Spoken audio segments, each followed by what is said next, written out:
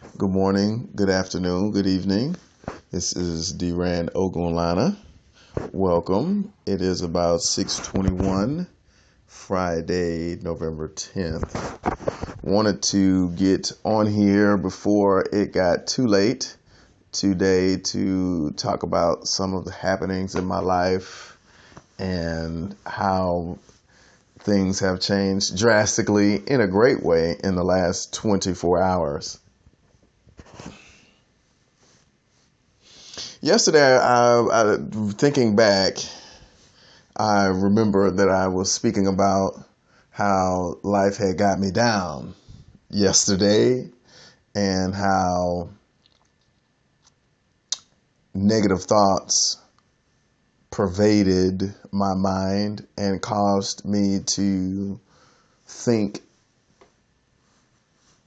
much more on the destructive side of things than I normally would allow myself to think. And before I want to get into that, I want to say that I noticed that as I start these, that as I begin, I'm kind of getting the swing of things and where I want to go with my message. And then eventually I get straight to the point. So I would appreciate myself for noticing that. I also want to appreciate myself for critiquing my speech and listening to the ums and the you knows and all of the word cues that I use to speak.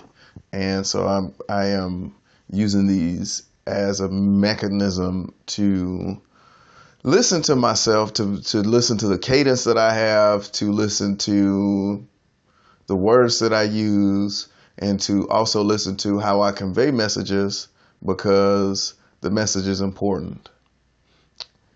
So if you are listening to this, then I challenge you to also be listening to yourself. Use some sort of recording device to listen to yourself on a regular basis so that you can understand how you sound.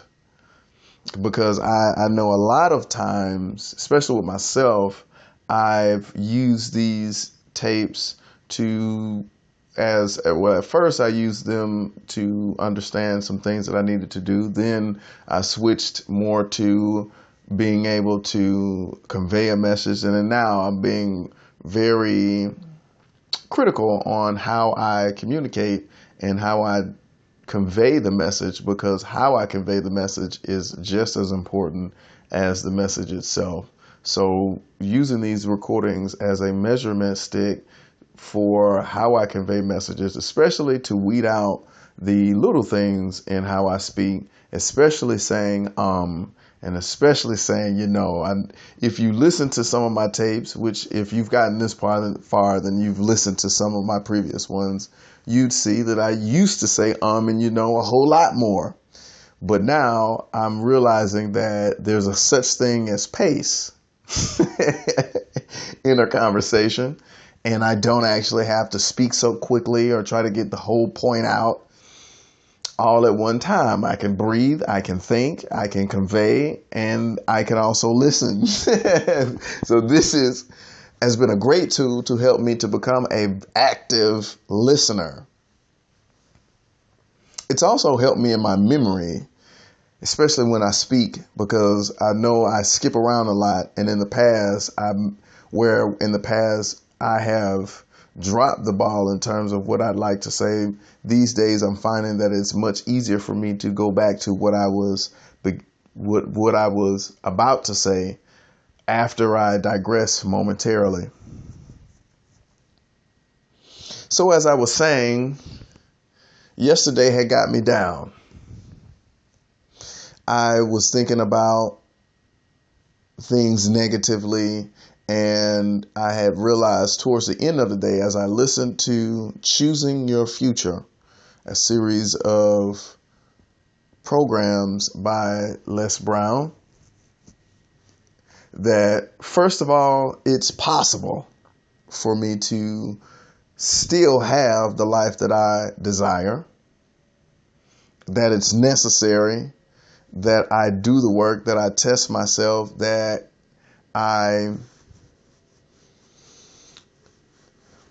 connect with the one within me so that I could stand up inside of myself and realize what I'm made of. So in the face of adversity, I could stand and will stand and will succeed. And I'm on the third one I've reached today where he says, it's you or it's me. I'm the reason whether I will succeed or whether I fail. These are very generic ways to say things, to say the same information that I know and I've been told time and time again. The importance of listening to audio, especially with special emphasis on it being self-help in nature, is such that I can feed off of the energy of the speaker, can feed off of the information that's being conveyed, and use that to help me to get past whatever obstacle is in my way. So if you're listening to this, I challenge you yet again to find some speakers to listen to. I know I used to, when I was in the church, used to find myself magnetized to the speakers in the bigger churches because they had more of a organized and structured approach in delivering their message. These days, I find myself listening to a wide assortment of speakers because I understand that even though the message may be the same, the messenger and their experiences and their unique way to convey the message is again just as important as the message itself. So I want to take this moment to also congratulate me on being here and looking at my second draft of this calendar and this schedule of mine. I want to congratulate myself for taking my life on and challenging myself to organize it in such a way that I actually visually see how I'm spending my time. This has been a difficult but enlightening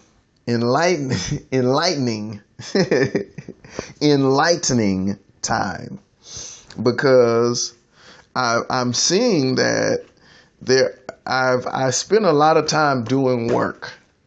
Ladies and gentlemen, I spend much time doing work and I don't spend enough time resting. I know you're probably saying, well, that's actually the counter of everything you just got finished talking about it being possible and necessary, and it's me, and I have to do the work, and if it's hard, I have to do it hard. It's kind of counter to that, but I think it's really important for me to see and face the fact that I don't have built in my schedule rest. Now, right before this, I was actually sitting in bed, and I was actually drifting back and forth to sleep, having visions of different things, visualizing myself being a success, visualizing myself having the money that I desire, having the home that I desire, having the people around me that I desire.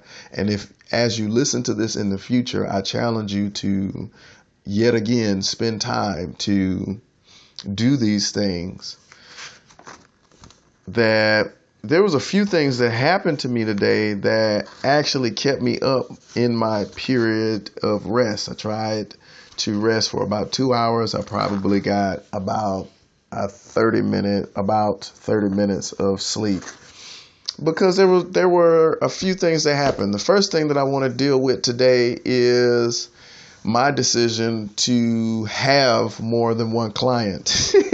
And I've spoken about this in the past, but this is where I am right now is a great time to illustrate to myself and others that's listening how I'm actively making the decision not to fall into the one client trap.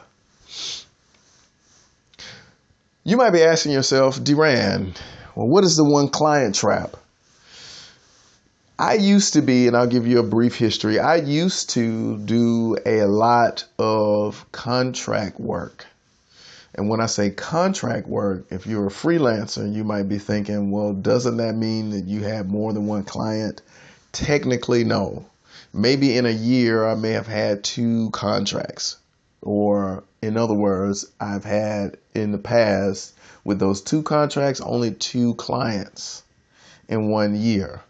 Now, there were some things about those contracts that you might be, my listeners might believe that are good because they were double, maybe even triple the hourly rate that I'm charging right now, that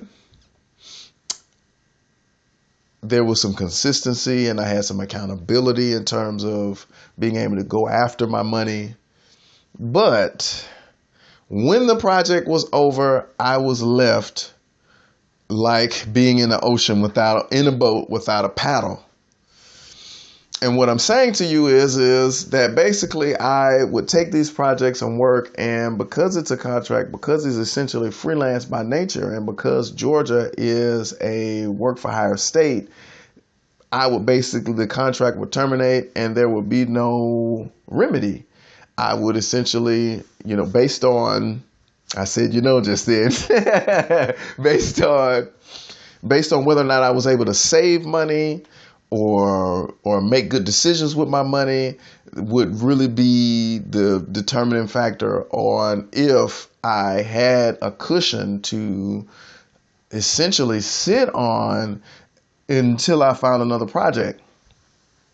And so I would basically have one project in Georgia. If you are a quote unquote senior level developer, you would make anywhere between $55 and $80 an hour, where the lesser you'd find the greater amount of projects. And the higher you got, the lesser projects, unless you actually did the due diligence to find the people, the organizations and network and do those things so that you can have opportunities to actually get the higher billing rates for the contract work.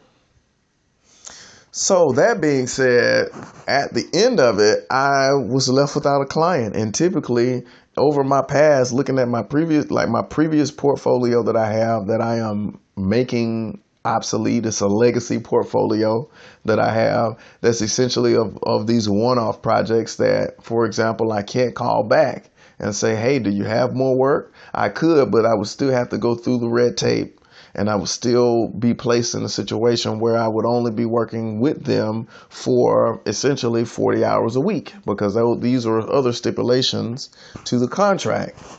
Whereas these days, with the freelance work that I do, there have been clients that I've had that have come, that have gone, and that still reach out to me on a case-by-case, as-needed basis for work that need done.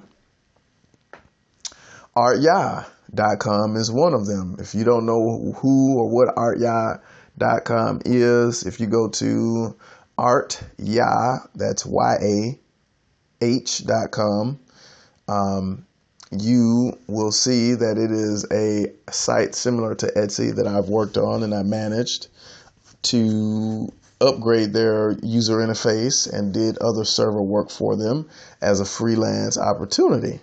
And over time, I've done the work and wrote off the project. And recently, they've called me back and I'm doing other things with them. And we may do some other things in the future. That's one example of a freelance client that may be at a lower rate per se, but long term, there is more work. So there is actually a cost benefit analysis that should be had, actually.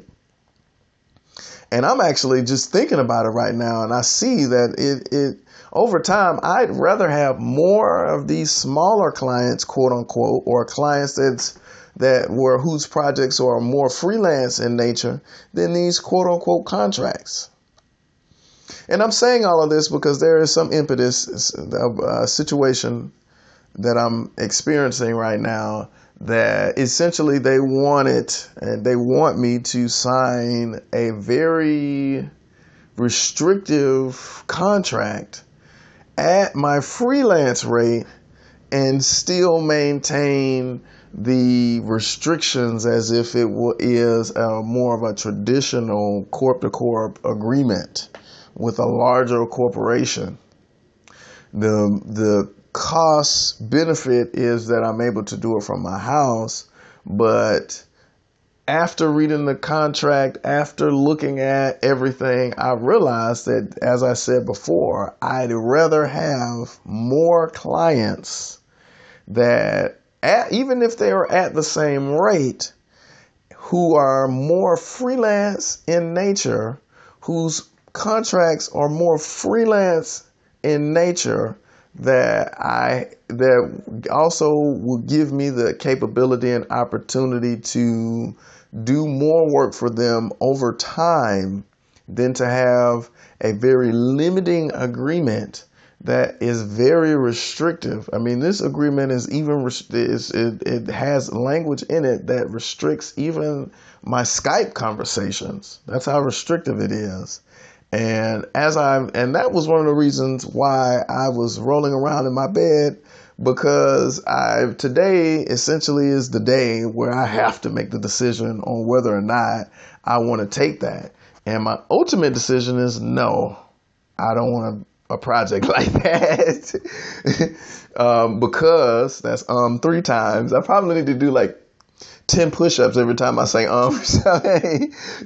every time I say, if I hear it, I got to do 10 push-ups. So that's 30 that I already owe myself. So that means I'm going to speak slowly at first as I learn my cadence, as I learn how the thoughts in my head are ultimately converted to words that come out of my mouth. And to be able to do that on a consistent fashion, on a consistent basis, takes practice. And so this is ultimately my practice while I'm conveying the real life of a freelancer, so to speak. So, no, I don't want to do that project. Why? Not because the project doesn't have opportunity, but because it's very limited. And there's also some people on that project that I've already experienced that I think that long term, I would do better having more clients. And today I was thinking, a good friend of mine introduced to me what he called Project 100. And I'm actually going to borrow a little bit from his description and what he told me about Project 100. To make a really long story short, Project 100 is the act of going and getting 100 clients. Now, I'm going to couple that with a work that I had been recently listening to, thinking about the name of the work now. The Magic of Thinking Big? No, it's not The Magic of Thinking Big. I think it was the Magic of Believing. And it was another book by Vic Johnson where he had spoke about, and I have the audio book, where the reader had spoke about thinking big, and he had mentioned the magic of thinking big. And he was saying that whatever your goal is, make it a goal that forces you to stretch a little bit. And before I start squirming, he says, to think about, and I said this in the previous tape, the what if I can do it? And so moving past that, he says that there should be a magic number between clients and cost that makes me comfortable enough and convinces me that I can do it. And so linking that with Project 100, I'm going to be very bold and mention the goal here because why not? $1 million. 100 clients. So that breaks down to about $1,000 or $10,000 each. And then I'm going to also be bold enough to say in 1 year. So that's 12 months. So that's about 8 clients a month. And that is a very aggressive timeline. And I can pull that off. That number is a slightly, it makes me squirm slightly. Right now, looking at my list, I can comfortably handle about 4 or 5 clients at once. But that's just because it's me. Nobody else. I'm doing all the work, doing the work to bring the clients on, doing the work to do the work, and then I'm also doing the work to maintain and support their projects. What I'm also not saying is the other things that I could do. So the numbers may move around a bit because I have books that I am sitting on right now. I actually have manuscripts, 2 books that I had published at one point in time that I'm currently sitting on right now that is screaming and yelling at me right now that they want to see the light of day. They need to be updated. They need a new cover. They need some updated information, some more research. But I do have 3 entire books that could possibly, and I was originally thinking about converting all of that information into one book. One solid book, because each book, all of them, I believe they're 20,000 words each, between 15 to 20,000 words. The first one is about freelancing and emotional management and outsourcing, freelancing essentially in nature, and how to manage emotions. The second one is about health and freelancing. The third one is essentially entrepreneurship and freelancing in nature. So these are the 3 books that I have been mentioning over time that I am currently sitting on that could potentially help me to gain a lot more clients just in a different arena.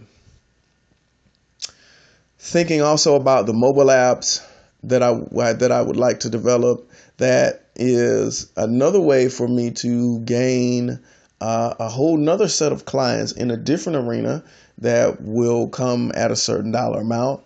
And then I actually have my service, IT professional service, where I can, as I continue to get organized and as I continue to optimize my life, create these systems, I know that as a personal goal, that I can at least do about 5 is a very, it makes me uncomfortable to say that 5 clients, because I haven't done it for as long as I've done these contracts before. So this is a brand new world for me. And what I'd like to do is I'd like to be able to support comfortably 7 to 10 clients in my IT professional services a month. And so that's, if we just round it up to 10, over 12 months, that's 120 clients. Then for IT professional services, and then it could be an unlimited amount for my books and apps. So among all of those things, that could help me to achieve this $1 million goal. And I'm going to be bold enough to say that I want 2018 to be the year that I break the $1 million barrier. Just as I say it, I'm like, uh-oh. I want 2018 to be the year that I break the $1 million barrier in my life. It's been hovering around. I've been kind of looking at it and thinking about it this whole time and wondering if it could be done. I believe that I can do it for all of the reasons that I enumerated. I also have other things that I'd like to get my hands into, like purchasing other software applications that exist with existing user bases, and doing collaborations with existing softwares. I said 4 times. It's 40 push-ups. And I also want to get into real estate, and then I also want to look at speaking. I do like speaking. I have to think about how in what way I want to. I thinking about how I want to go about doing speaking and in what way and for what purpose. I love, as Les Brown says in his work, people coming to see me thinking one way and then leaving the conversation thinking differently. And so these are some of the things that I've been thinking about. I wanted to share these with you because I love you, because I give thanks for you. I give thanks for everything that you do. Regardless of what anybody else says, that you're doing the work. Oh, and what I didn't say is this morning I hit the snooze. I'm just going to be honest. I hit that snooze, man. So tomorrow we got to come on with it. This is, again, I'm challenging myself, that 4 a.m. challenge. And for all of the people that's listening, I challenge you to join me on this 4 a.m. challenge. It has less to do about the time and more to do about, can I do it? What am I made out of? Can I actually set this goal and do it? And be honest to share my progress. So tomorrow, I know I am going to hit the ground running at 4 a.m. This morning, I thought about it. The reason why I didn't do it this morning, because like I said, I went to bed last night at about 2-3 o'clock in the morning, and 4 a.m. hit, and I was like, dog it. And so I made an excuse this morning to myself and because I'm waking up having to make a very critical decision, it's going to help me with my snap judgment. That's why I'm doing the 4 a.m. challenge, just to harness my snap judgments, my ability to handle information quickly and make a decision quickly and stand by it. Without much prior thinking to say, okay, I'm gonna put my mind to this and do it. And then when I get up in the morning, I'm all disoriented and I have to remember. So today I'm resting a little bit. I'm going to be checking out some documentaries and looking up some how to organize my schedule and how to get up at 4 a.m. There's a book by Arnold Bennett that I'm going to reread called How to Live Within 24 Hours a Day. And I'm also going to be looking for more up-to-date material on that. And as I get this up-to-date material, I will be sharing it with you. So one more time, I love you. I give thanks for you. And I want to share this with you, that regardless of what obstacles life may bring, that if you find your head hung low, I'll share it with you what my father always used to tell me. Every time he used to see me, or even regardless of if he saw me, if we were walking to a store, or if we were in the house, or if I was on stage at a chorus recital in school, regardless of whatever it was, if he wasn't physically there, his spirit would come to me and tell me this. He would say, son, and I would say, what's up, Dad? And he would say, do me this favor, son. And I say, well, what's the favor? And he would say, to take your head and raise it. Until the next time we speak.